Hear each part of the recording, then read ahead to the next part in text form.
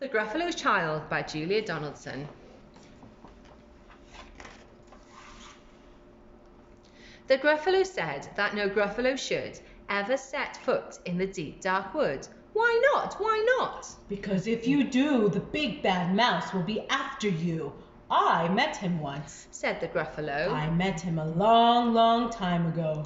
What does he look like? Tell us, Dad. Is he terribly big and terribly bad?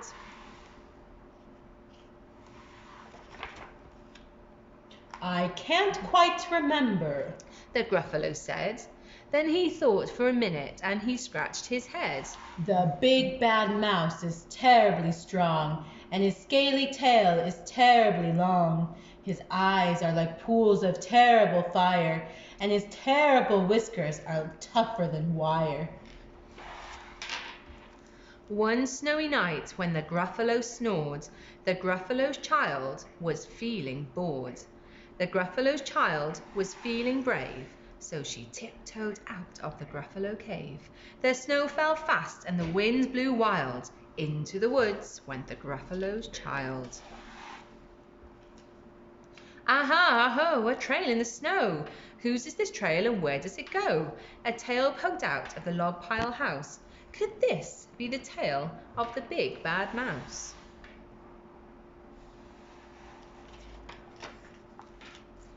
Out slid the creature. His eyes were small and he didn't have whiskers. No, none at all. You're not the mouse? Not I, said the snake. He's down by the lake eating Gruffalo cake. The snow fell fast and the wind blew wild. I'm not scared, said the Gruffalo's child. Aha, aho, marks in the snow.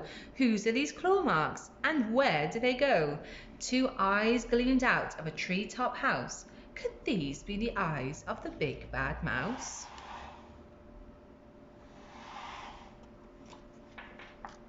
Down flew the creature. His tail was short, and he didn't have whiskers of any sort. You're not the mouse? Woo-hoo, not I, but he's somewhere nearby eating Gruffalo pie.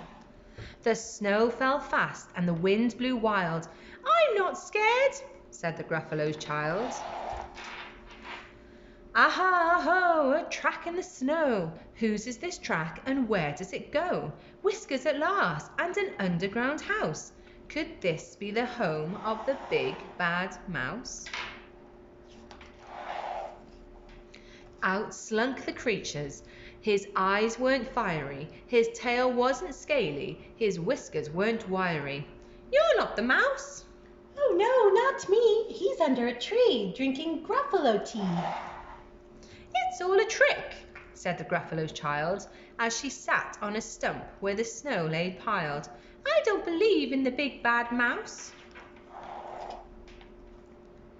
But here comes a little one out of his house. Not big, not bad, but a mouse at least. You'll taste good as a midnight feast.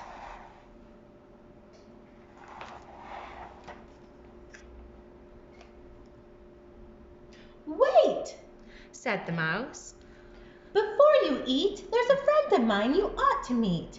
If you'll let me hop out onto the hazel twig, I'll beckon my friend so bad and big. The Gruffalo's child unclenched her fist. The big bad mouse, so he does exist. The mouse hopped into the hazel tree. He beckoned and said, just wait and see. Out came the moon. It was bright and round. A terrible shadow fell on to the ground. Who is this creature so big and so strong? His tail and his whiskers are terribly long. His ears are enormous, and over his shoulder he carries a nut as big as a boulder. Ah, the big bad mouse! Yelled the Gruffalo's child. The mouse jumped down from the twig and he smiled. Aha, aho, prints in the snow. Whose are these footprints and where do they go? The footprints led to the Gruffalo cave, where the Gruffalo's child was a bit less brave. The Gruffalo's child was a bit less bored. And the Gruffalo snored and snored and snored.